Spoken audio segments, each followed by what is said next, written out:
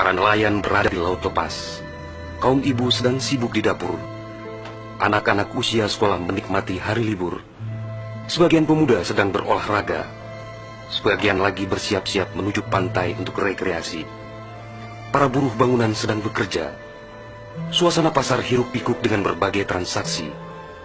Burung-burung baru saja meninggalkan sarang. Tiba-tiba pukul 7:58 waktu Indonesia Barat, hari Ahad, 26 Desember 2004, bumi Serambi Mekah berguncang dahsyat. Guncangan gempa pada 8,9 skala Richter itu berlangsung puluhan menit tanpa henti. Bumi bergerak ke bawah dan ke atas, ke kiri dan ke kanan, berayun-ayun terus-menerus. Orang-orang berlari keluar rumah, berkumpul di jalan-jalan dan lapangan terbuka. Mereka seperti berada dalam tampi. Kepala terasa pusing, sehingga banyak yang terjerembab ke bumi. Suara azan Allahu Akbar berkumandang dari menara-menara masjid dan menasa. Suara zikir pun membahana di mana-mana. Jutaan mulut manusia melafazkan asma Allah dan Rasulullah secara terus-menerus. La ilaha illallah, Muhammad Rasulullah.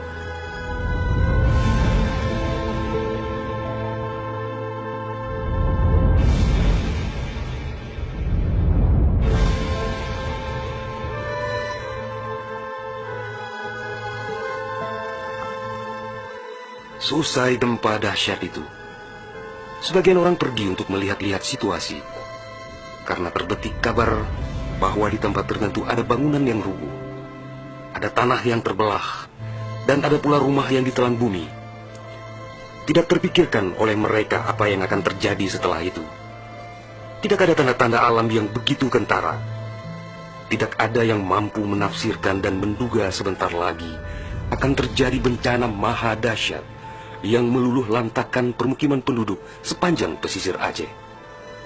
Tidak ada pula yang mampu menerjemahkan berbagai firasat atas pusaran nasib yang bakal menimpa tanah rencong. Juga hampir tidak ada yang memahami tanda alam, manakala air laut surut beberapa ratus meter.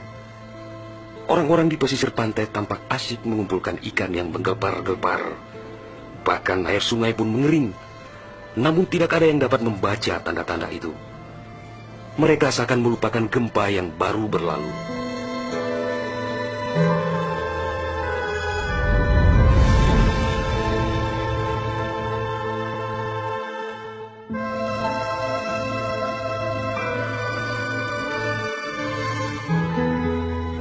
Di berbagai tempat, orang-orang sibuk memperbincangkan gempa sangat dahsyat itu yang belum pernah mereka alami.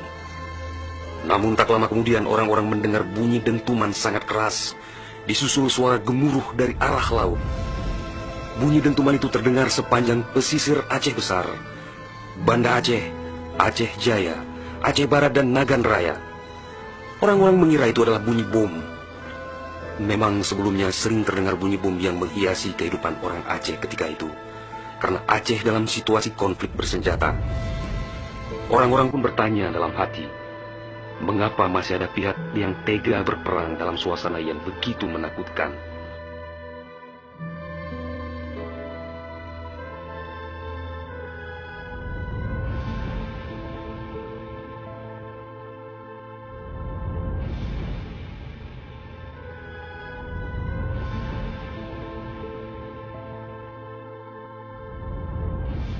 Orang-orang mengira pagi itu hanya sekedar gempa. Mereka sama sekali tidak menduga bahwa bunyi dentuman keras tersebut adalah akibat patahan lempengan bumi yang berpusat di Samudra Indonesia, sekitar 149 km sebelah selatan Calang Aceh Jaya. Dan itulah penyebab gempa. Di samping kehendak Allah pemilik alam semesta, belum sempat mereka bernafas lega akibat gempa. Dalam suasana gebalau dan kucar kacir itu, tiba-tiba daratan diterjang air laut. Air berwarna hitam pekat itu datang sangat tiba-tiba dengan suara gemuruh yang menakutkan. Ia berlari sangat cepat, menerjang apa saja yang dilaluinya. Di tempat-tempat tertentu air mencapai ketinggian 18 meter. Bahkan ada yang mencapai 35 meter, seperti di kawasan Loknga. Dari jauh air yang beringas itu tampak bagaikan rupa naga yang menggeliat-geliat mencari mangsa. Air dengan kecepatan 900 km per jam itu bagaikan bulldozer yang melumut apa saja yang ditemuinya. Orang-orang berusaha menyelamatkan diri dengan berbagai cara.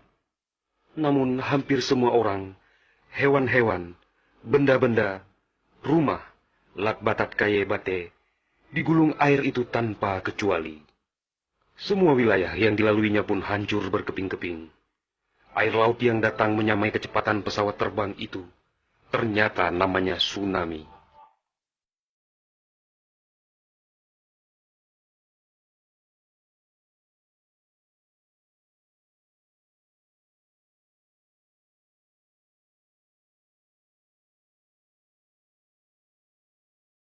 Kekuatannya memang luar biasa.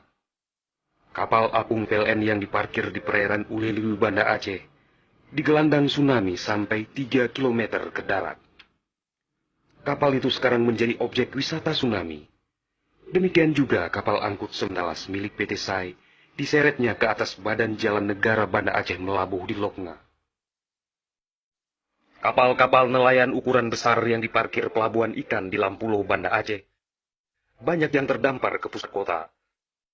Termasuk mesin cetak harian Serambi Indonesia digerungcut di bawah tsunami sejauh 1 km. Kendaraan roda 4 hancur tak berwujud. Rumah dan toko-toko serta bangunan lain yang kokoh pun hancur lebur rata dengan tanah. Semuanya di luar dugaan manusia, seakan sebuah mimpi buruk yang sangat langka.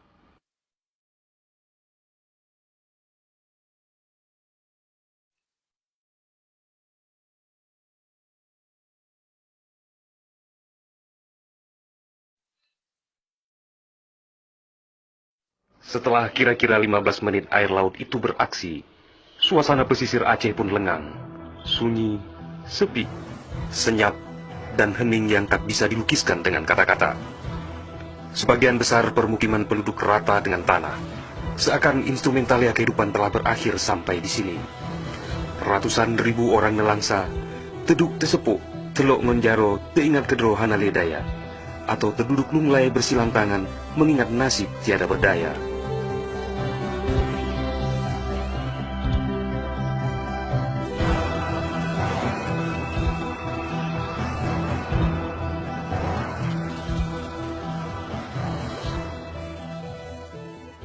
Tsunami yang diakibatkan gempa tektonik itu juga melanda Malaysia, Thailand, India, Maladewa, Sri Lanka,